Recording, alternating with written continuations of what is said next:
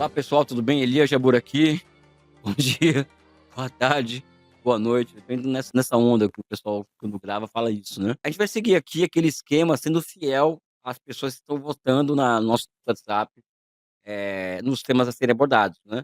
Então na semana passada, nós tratamos do 15º Plano Quinquenal, né, e eu fiz aqui a questão de falar um pouco da história dos planos quinquenais. Eu acho que é importante isso, né, para quem quiser adquirir uma cultura marxista, uma cultura socialista, como o exercício do poder sobre o socialismo acontece, né. Eu acho que foi interessante o programa anterior. E hoje aqui, o escolhido foi um tema que para mim é muito caro, né, porque é a chamada nova economia do projetamento, né, que é a minha linha de pesquisa que tem sido consagrada nos últimos anos, que é uma teoria que nós estamos tentando construir. Ouso dizer que é uma teoria do socialismo para o século XXI, partindo evidentemente da sua experiência mais avançada, que é a experiência chinesa, e teoria essa que tem tido muitos avanços nos últimos anos. Desde o primeiro artigo que nós escrevemos, né, falso engano, sobre projetamento em 2020 ou 21, até hoje, nós avançamos muito, são vários artigos acadêmicos por mim assinados sobre a nova economia do projetamento. Existem 2 edições da revista Princípios sobre a nova economia do projetamento, né. Já fiz apresentações na China e artigos na China sobre a nova economia do projetamento, e também tem mais. O próximo livro nosso que nós vamos lançar sobre a China, que aliás, pessoal, a capa tá linda do livro, eu já tô avisando, dando um spoiler, a capa tá linda, vai ser lançada em breve, tá. É basicamente sobre como que essa nova economia do projetamento funciona no país, né. Porque aí como que fácil, eu fiquei na China há 2 anos, quase 2 anos, 1 ano e 7 meses, e nos finais de semana durante a semana quando tinha tempo eu pesquisava, em loco, em fábricas, empresas, viajei o país inteiro, né. Nós podemos chegar, tanto eu quanto o Holland Boy, a nova síntese sobre isso. Ou seja, é uma teoria que está se consolidando, no campo daqueles que querem compreender o que é o chamado socialismo do século XXI.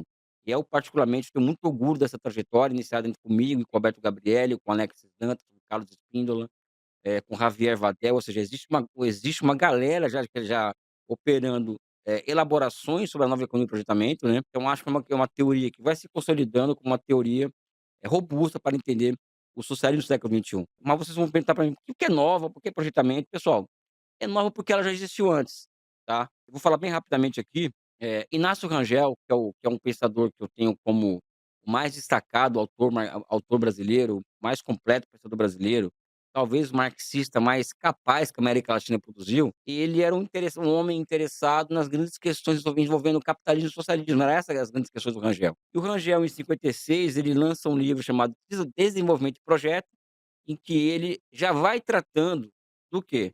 Que existe algo novo aparecendo, que é uma economia de projetos, ou seja, e que essa economia deve se constituir enquanto uma ciência, tá. Esse livro é maravilhoso, é um livro até fácil de ler, gostoso, que é chamado Desenvolvimento de Projeto. Em 59 ele lança a bomba, do meu ponto de vista, que é Elementos de Economia do Projetamento. Aos menos avisados, que é um livro de economia escrito para engenheiros, então é muita microeconomia, é um livro difícil de se ler.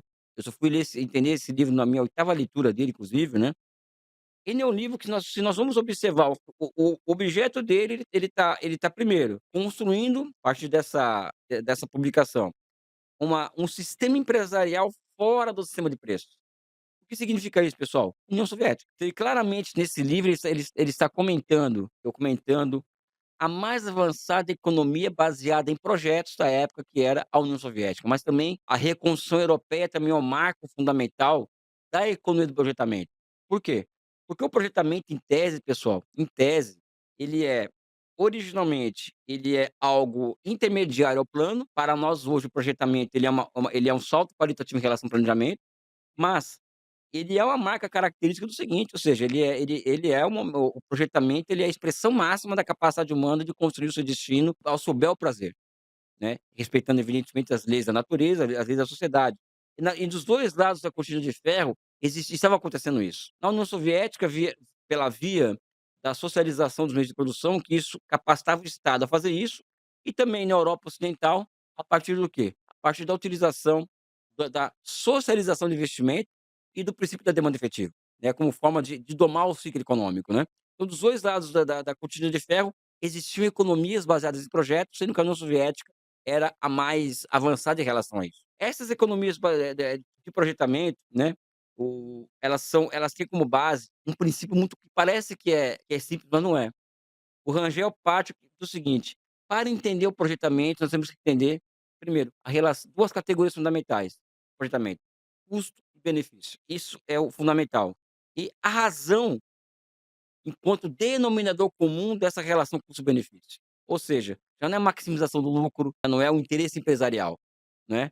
Então, quando se coloca a razão na conversa, né, o Rangel traz de Aristóteles isso, ele passa a definir a relação custo-benefício a partir de um denominador comum, que seria a razão, muda-se completamente o paradigma econômico a partir de uma economia de projetamento. Ou seja, se a maximização da utilidade, a maximização do lucro era o objetivo de uma economia, com a economia do projetamento, o objetivo passou a ser, vamos dizer assim, o bem-estar da sociedade, né. Ou seja, o Rangel transforma em ciência a construção de uma sociedade orientada para a construção do bem-estar comum.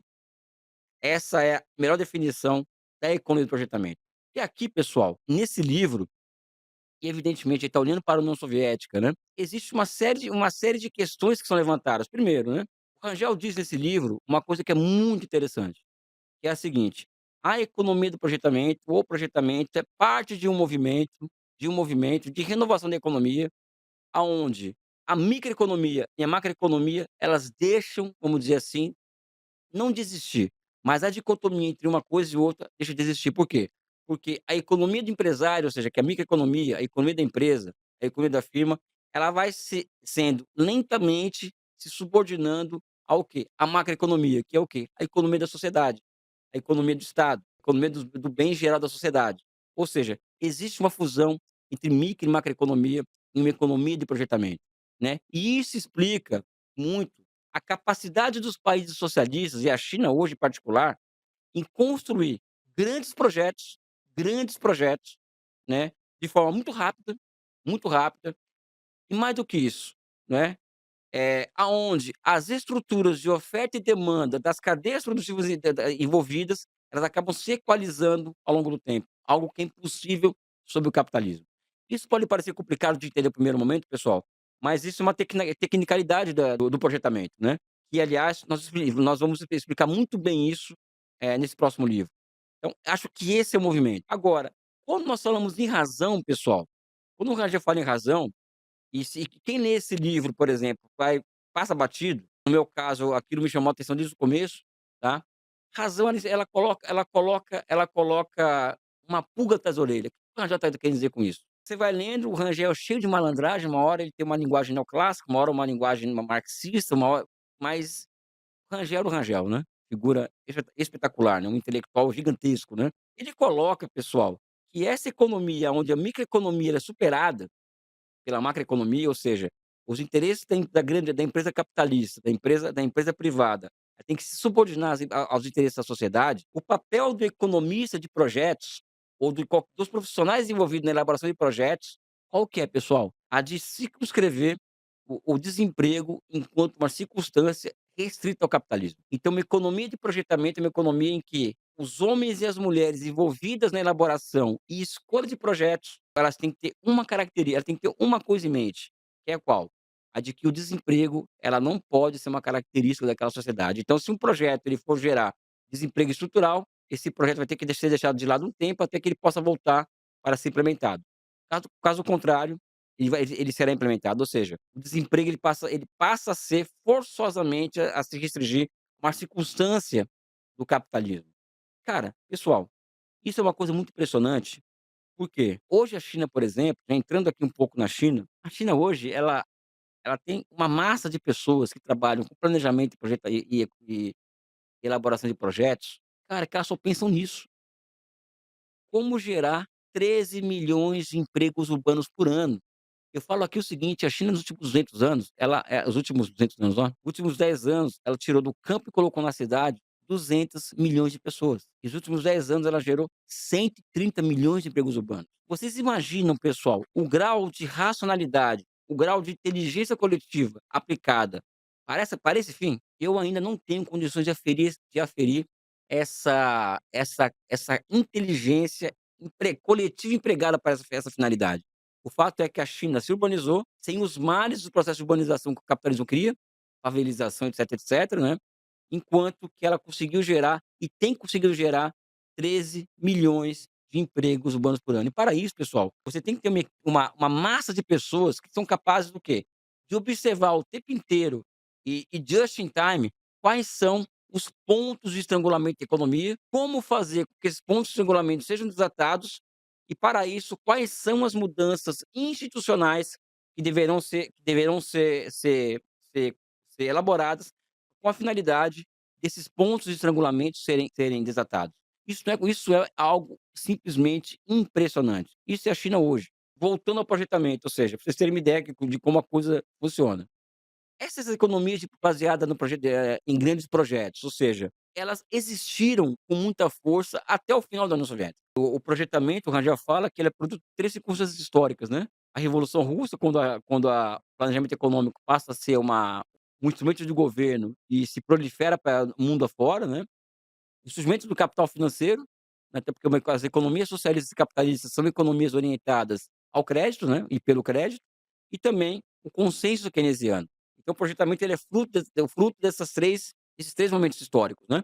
A experiência de projetamento, elas acabaram, né. Aquilo que o Rangel escreve em 59, ela acaba. Com o quê? Com a financiarização, e não somente com a financiarização, com o surgimento do quê? O ressurgimento, quer dizer, né, do keynesianismo militarizado. O keynesianismo militarizado surge na Alemanha primeiro com Hitler, depois surge o consenso keynesiano orientado à construção de sociedades baseadas em projetos e baseadas no welfare state, ou seja, estado de bem-estar social, como uma resposta à ascensão do socialismo, só que tudo isso acaba com o final da União Soviética e continua acabando, pessoal.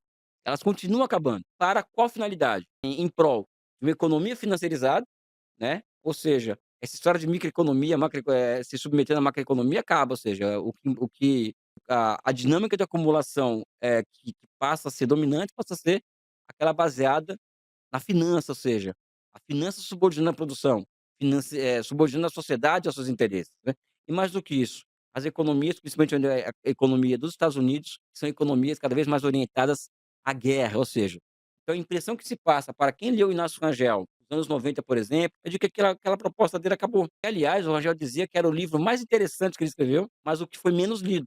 Eu acho, inclusive, que esse livro, Elementos de Economia de Projetamento, ele seria tranquilamente prêmio Nobel de Economia se fosse escrito em inglês.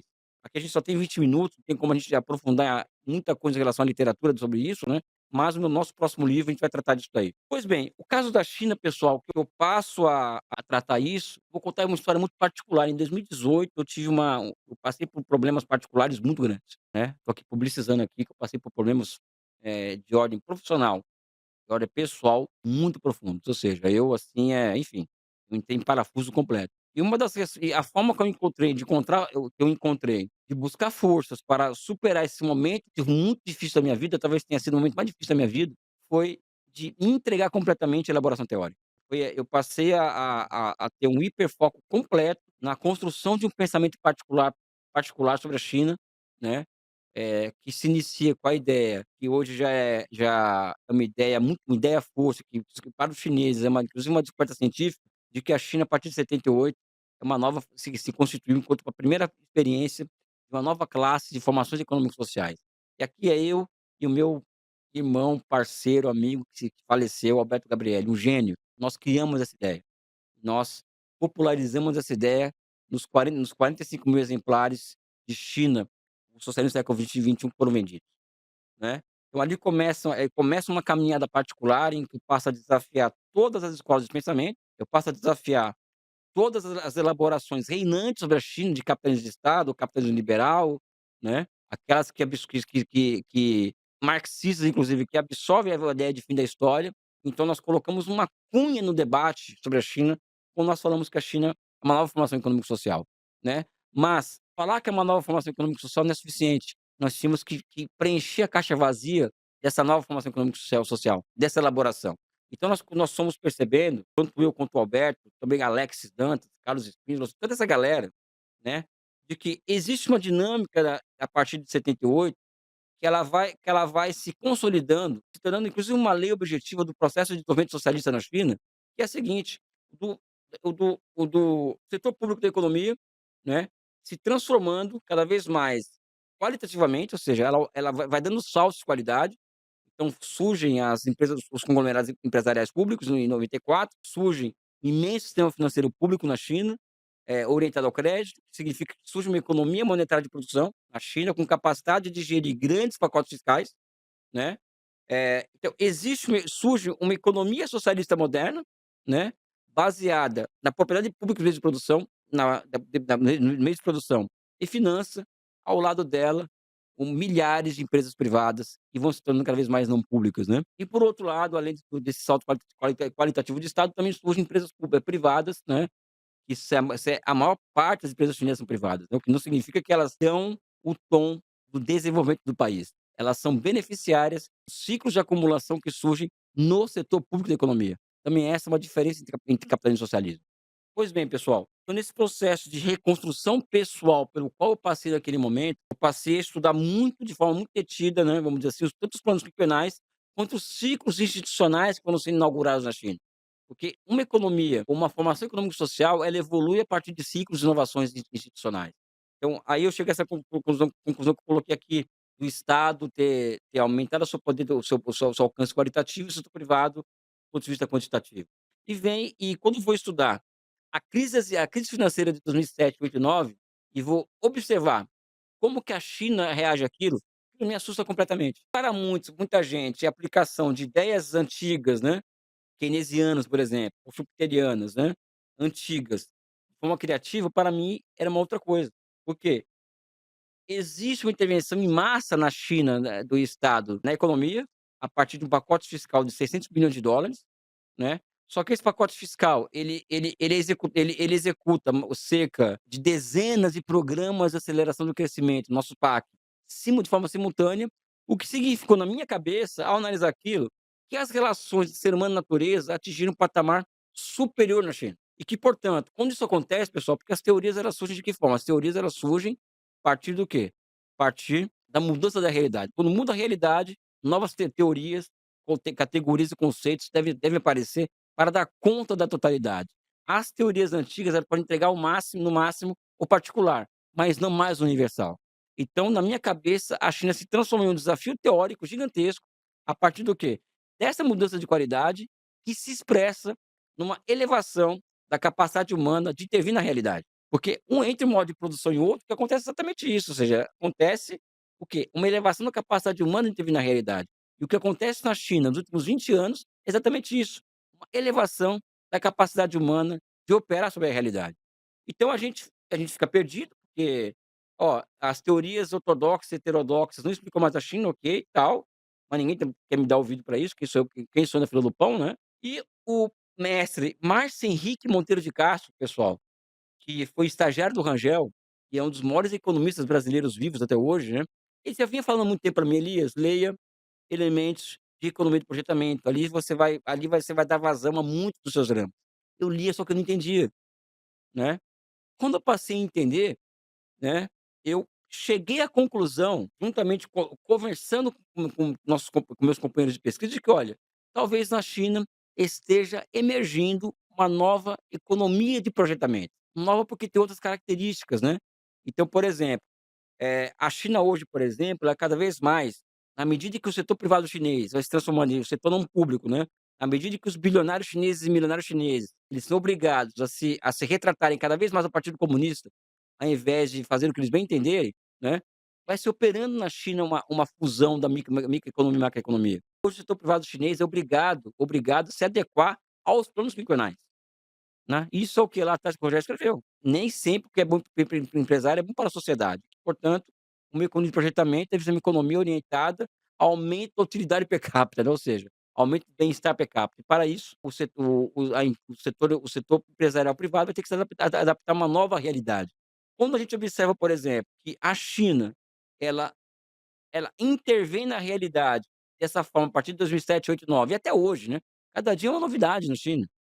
Cada dia uma grande novidade. E que nós descobrimos a partir de do que nos 11º plano quinquenal surge um Sistema Nacional de Inovação Tecnológica, com um ecossistema, e dentro desse ecossistema surgem inovações tecnológicas disruptivas, e mais do que isso, é porque o 5G, o Big Data, a inteligência artificial, o computador quântico, ou seja, o Estado apreende essas inovações tecnológicas disruptivas e não aplicam elas para fins tão e somente de elevação da produtividade. O Estado se apropria dessas inovações para fins do quê? De elevação da capacidade de planificação do país. Então, uma outra particularidade que surge nos últimos 50 anos na China, 40 anos, 45 anos, o quê? Um aumento, da capacidade do quê?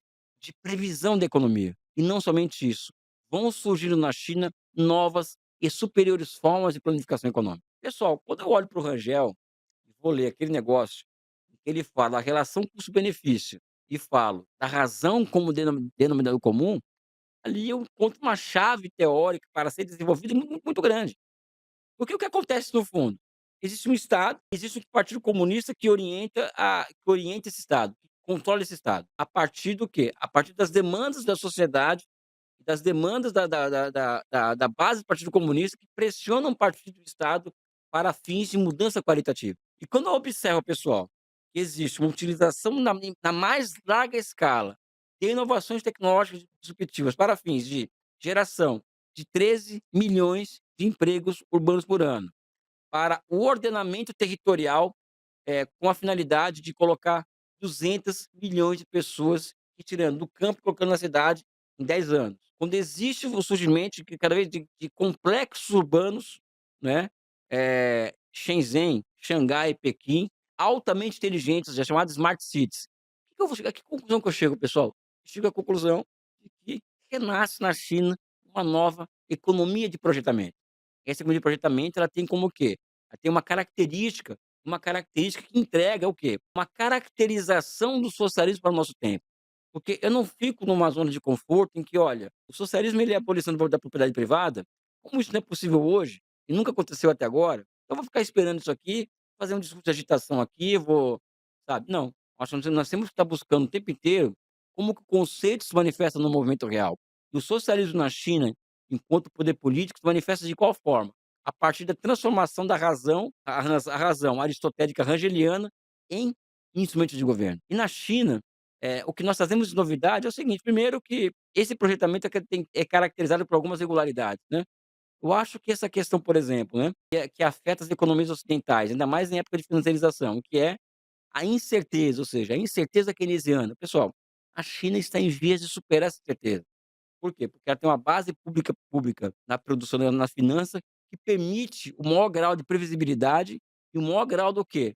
De utilização de mecanismos institucionais para fins de enfrentar o ciclo econômico. Então, a superação da certeza keynesiana é uma característica dessa sociedade. E mais do que isso, pessoal, mais do que isso, existe algo chamado destruição criativa schumpeteriana, que é a troca do velho pelo novo em termos tecnológicos, e como que a sociedade lida com isso daí. A China consegue planejar essa destruição criativa. A partir do quê? O exemplo que eu estou dando aqui desse processo de urbanização ordenada no país. E não somente isso, né, esse processo de destruição criativa schumpeteriana, ele combina esse ordenamento populacional barra territorial com avanços tecnológicos impressionantes. Então isso também deve ser parte de quando nós falamos em planificação da destruição criativa schumpeteriana, né. Então também isso também é uma outra fase do projetamento. E mais do que isso, pessoal, o projetamento da China, ela marca uma outra etapa do desenvolvimento da humanidade, aonde a dicotomia entre micro e macroeconomia vai sendo superada, o que aqui demanda luta de classe, inclusive existe luta de classe na China, mas não somente isso, planejamento e mercado se fundem, né. Por quê? Porque o projetamento, na medida em que ele pauta cadeias produtivas diversas de forma simultânea, o que é o impossível no capitalismo, ele ele restringe absurdamente a ação da lei do valor. E isso também é uma característica da China. Pessoal, por que eu tô falando tudo isso também, né? Porque se você por que a China consegue crescer, inovar, não para de crescer, não para de assustar? Porque ela construiu mecanismos como esse, mecanismos de projetamento. ela conseguiu construir uma sociedade de projetamento e um governo baseado na ciência.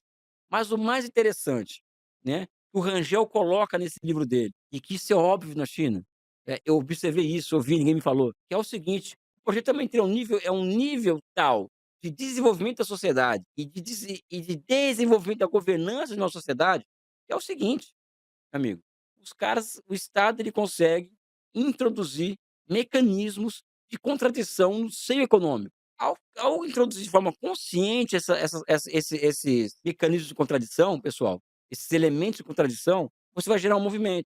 Ou seja, a sociedade vai ter que correr atrás para solucionar aquela contradição. E essa contradição pode ser o quê? Uma inovação tecnológica. Gerar um desequilíbrio na sociedade, esse desequilíbrio vai ter que ser compensado com uma corrida das pessoas que trabalham na elaboração de projetos e execução de projetos para superar aquela contradição. Ou seja, enfim, eu teria aqui mais ficaria aqui um dia inteiro falando de projetamento, que é a paixão da minha vida falar sobre isso, né. Mas o tempo me obriga a ficar por aqui. O que que eu peço? Entra no Google, pessoal, no Google Scholar, no Google mesmo, coloca projetamento, nova economia de projetamento e busque os nossos artigos que tratamos disso aí, né. Também busque as 2 edições da revista Princípios, que trata dessa questão. Enfim, pessoal, acho que deu para ter dar um panorama geral aqui, né. Um forte abraço, um beijo no coração de vocês.